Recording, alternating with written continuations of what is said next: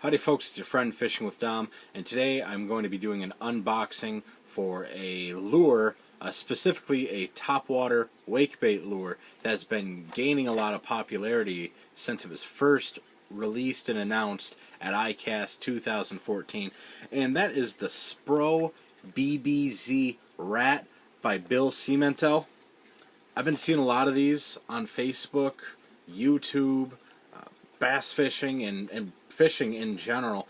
Topwater fishing has changed so much more in the past 10 years than it has in the recent 70 years. It's definitely become a facet of, what can we put on the surface of the water that a fish will hit. And one day somebody said, let's put a mouse on the surface of the water, and by golly, here we are. This is the size 40, weighs an ounce, and the body itself is 4 inches long. Now, this is the mid-range Spro model. They make a much larger one, the size 50. It is 5.5 inches long, 5.25 inches long. I've got a note right here, and it weighs over 2 ounces. It's a big boy. And then there's a smaller model as well. The size 30 is ½ ounce, and it's only 3.25 inches long. But here's what we got going on right here for the size 40. Now, it's much longer than 4 inches. I could tell you that much for sure, just because this joint adds a lot more length to it. We've probably got 2 inches of the bait here and then another 2 inches here. You got a real wide swinging motion to this bait, and I think that's what I really like about it. Now, there are a lot of different companies out there that make rat imitators like this. I know Savage Gear makes them. I believe Seabill, Live Target definitely makes one. But Spro has been around for a while. These have really, really good reputations. And I finally cracked and I got one.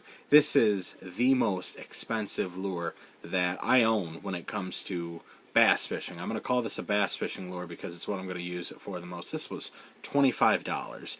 The larger size 50 cost $30, and then the smaller size 30 cost $21. But justifiably speaking, you're going to spend a little chunk of change on this bait. But let's go ahead and look at the actual detail. If you look at the nose itself, right around the snout, you can see these little black holes. Those are indents that are poured out to be 0.026 inches of a diameter. Specifically, it's the diameter for a 40-pound monofilament or fluorocarbon. So you can, cut little pieces of line and put it in there and give your bait whiskers. Now, I saw that in a different YouTube video. I've never thought about doing that myself. I don't think it's necessary, but maybe in the future I'll give that a try. And if you look at the bottom of this bait, it's pretty realistic. You've got the imprints of the mouse feet. I wasn't expecting it to be like this. Realistic looking ears and eyes and shape. I don't know why a mouse, but here we are. Now, if we look at how we're going to fasten it to our line, we've got an eyelet coming down to a split ring right there. Now, when I'm throwing a lot of my topwaters, especially when it comes to a bait that's this expensive, I'm going to throw it on my frogging rod, my 7.5 foot medium heavy or heavy power fast action tip of Boo Garcia Vendetta. And that's going to be spooled with some strong braid. But I'm not going to tie my braid straight to the eyelet. I'm going to use a little fast snap clip just so I don't end up wasting a lot of line tying a big old Palomar knot around this mammoth. This is a very, very large lure as we see it. So I'll be able to swap it out for a different lure if need be. Now, there's something unique about this lure. The tail itself. The tail is replaceable. And I'm going to take this jig and see if I can push this toothpick out through this side, maybe. Make sure I don't hook myself. Through the small side.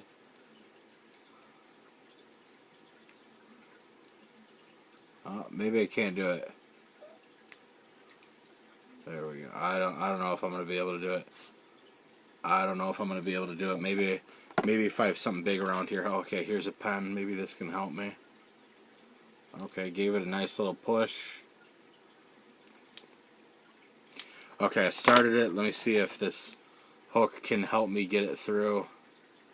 I just think this is such a fascinating lure. You know, frogs have come so far over the past 5 years. Savage Gear made a bat lure that I don't think has really taken off as well as they thought it would have. But the rat may or may not be here to stay. Alright, here we go. Here's a thumbtack. This should definitely work. Push it through. Come on now. Why can't I seem to get this? Oh man. I don't know if I can get this or not, folks. Huh.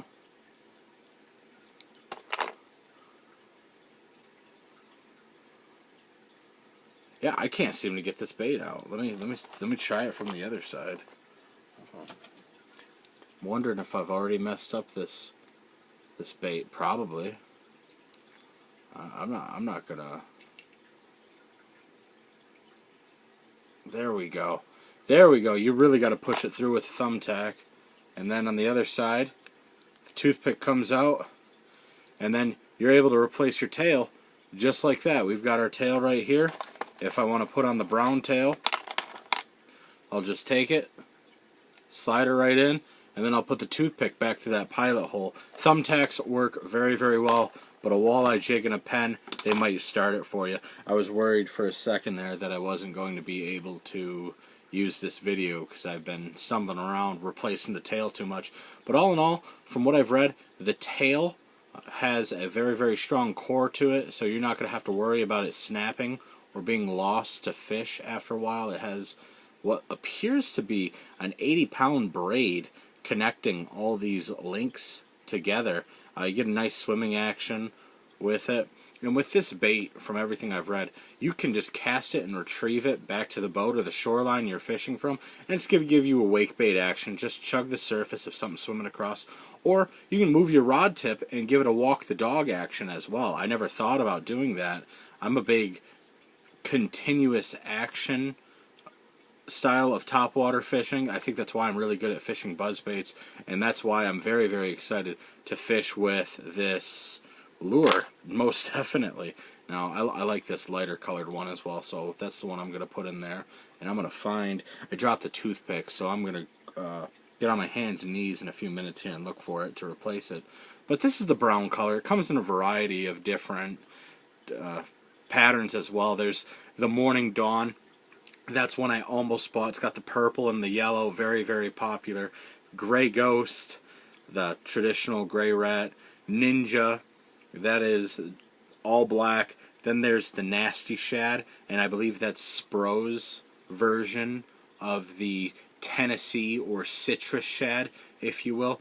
So I figured, for what I'm spending on this bait right here, I want to go with something natural, something that's not too out there. I wanted to get the Morning Dawn one really, really badly, but that's definitely going to be the next one I buy. I like funky colored lures, but all in all, I'm excited to use this. Going to hopefully catch some big bass with it, and even out on Lake St. Clair, this is something.